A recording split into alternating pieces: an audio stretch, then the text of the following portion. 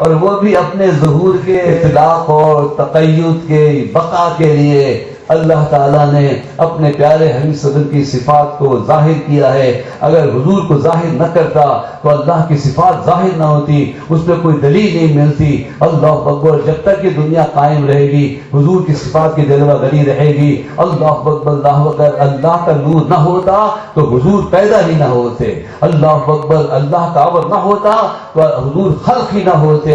اللہ اکبر، اللہ۔ پھر یہ جو میں کہہ گیا ایک جملہ کہ یہ جو اطلاق ہے اللہ اکبر، اور یہ جو تقید ہے، یہ جو بشریت ہے، یہ نورانیت ہے، یہ رحمت، یہ ہدایت، یہ جتنی بھی صفات اللہ کی ہیں، اللہ اکبر، کیسے پتہ چلا؟ کیسے پتہ چلا؟ وہ رحمان و رحیم ہے، کس نے اسے دیکھا رحم کرتے ہوئے؟ لوگوں نے ایک ہستی کو دیکھا اللہ بچوں سے پیار کرتے ہوئے، غریبوں کی مدد فرماتے ہوئے، بیوہ کی مدد فرماتے ہوئے۔ مختصر یہ کہ لوگوں نے ایک ایسی ہستی کو دیکھا جس نے اپنے دشمنوں کو معاف کر دیا، تو یقین آ گیا کہ جب نبی دشمنوں کو معاف کر سکتا ہے تو اللہ اپنے گنہگار بندوں کو بھی معاف کر سکتا ہے۔ اللہ اکبر، اللہ اکبر۔ اللہ معبود ہے، اللہ عبادت کے لائق ہے، عبادت کے لائق وہی ہے اور کوئی نہیں ہے۔